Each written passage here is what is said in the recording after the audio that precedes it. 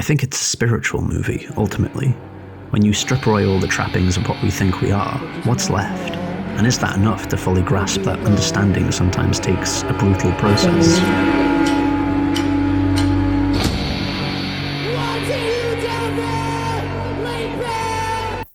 Film is an audio-visual medium, and sound design, in my opinion, is an often underappreciated aspect of the filmmaking process. With casual viewers, most reviewers, and even alleged celebrations of film as a medium often paying the craft lip service at the best of times, and giving sound design awards to Christopher Nolan movies at the worst. For example, in the 2010s, Oscars for Best Sound Design have been awarded to films like Bohemian Rhapsody, American Sniper, Skyfall, and while these films have passable sound design at best, they're hardly the peak of the industry. And with the possible exception of Skyfall, one could argue, and by one I mean myself, that these films are all technically competent, passionless bores that did nothing to advance, utilise, or explore the filmmaking medium. Actually, I take that back about American Sniper. In one scene they use a plastic baby toy in place of an actual baby, or CGI, and it doesn't look remotely good. Thanks, Clint Eastwood. And frankly, Bohemian Rhapsody should have been laughed out of every award show based on the weaknesses of its editing alone. Get out! Out, or I'll kill you! What a mess. The Academy has a tendency to reward mediocre biopics even at the best of times.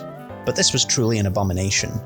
Directed by a man who can only be described as a wank pheasant, and whose subjects, the band members of Queen, Are featured far more prominently in the narrative than they probably should be. The film just can't seem to decide whether it's a biopic about Freddie Mercury, the interested, talented one, or the entire band itself. Now, I'm not saying that Brian May is a ruthless monster who drains the life of other beings to sustain himself. But have you ever seen him in the same room as the Skeksis? Wait, shit, this video is supposed to be positive. Hang on, let me go back. And yet, somehow, in 2021, a film with good sound design won in the category for sound design. Darius Mulder's Sound of Metal. And it's great. Here's why. Shit, should I have started with that line? Shit, fuck. The film follows Ruben, a recovering heroin addict and semi-professional drummer, who travels America with his girlfriend performing in small shows, looking for his big break. And just as they seem to be on the verge of getting a deal that could change their lives, Ruben loses his hearing. In a scene before Ruben loses his hearing, he interacts with his home, and we hear everything in exquisite detail.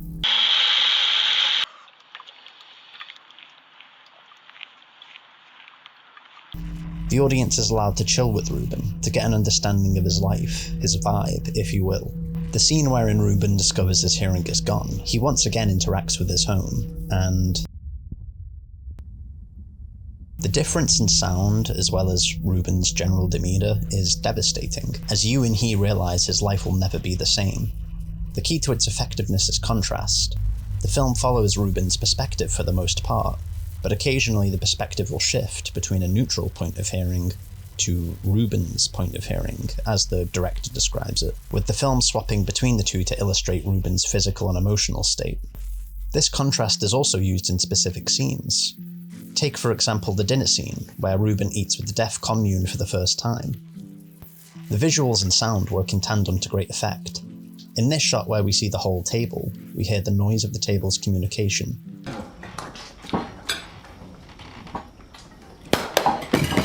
It's slightly overwhelming, especially if you don't know any sign language, and it also effectively illustrates that these people are a community.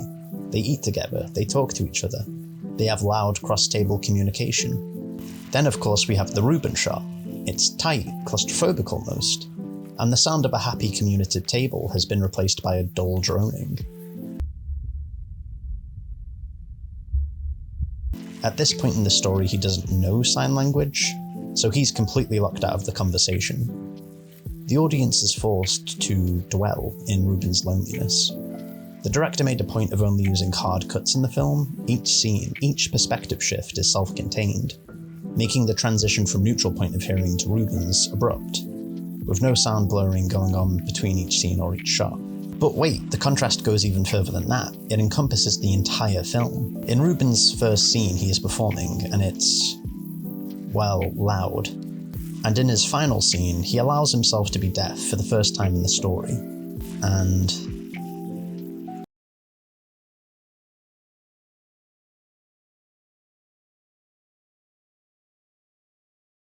even the visuals are contrasted well here, with the frame lingering on Ruben during his performance, and in the latter scene where Ruben allows himself to be deaf for the first time, the focus of the camera is on the world around him. So I said at the beginning of the video that I believe sound design is overlooked by most people. Let me explain what I mean by that. Even in circles that love film and filmmaking, there's this school of thought, an idea, that if you're watching a film and you can notice the sound design, or lack thereof, then it's probably not very good. And personally, I don't like this idea. Sound of Metal proves that point wrong. I want to talk to you about one of my favourite scenes in cinema history. Oh, and for some context, spoilers for the plot. Ruben is a former drug addict and current drummer who tours America with his girlfriend Lou. Suddenly he loses his hearing. He joins a deaf commune. Fuck, I've spelt it with a TH in the script. God, I need some sleep. That specialises in helping former addicts as well. But Lou is not able to come. She also can't join him there. Anyway, Ruben builds a relationship with Joe, the leader of the commune and the wider community, finding a new family with the people who most understand his condition. At this point, Ruben has the option to get hearing aids, which might allow him to rebuild his relationship with Lou, but would involve leaving his newfound family behind. Ultimately, Ruben has the transplants, he regains his hearing, well, kinda. As a result, Joe is forced to exile Ruben from the community, in possibly the film's most heartbreaking scene, where Joe explains that the whole point in this community is that they don't see deafness as something that needs to be fixed, and Ruben's choice illustrates the opposite. Anyway, Ruben leaves and goes to France to reunite with his girlfriend. Anyway, the song. Throughout the scene we hear the song as it is, from cut to cut to cut, until about the last 10-20 seconds, where we finally hear the song from Ruben's perspective.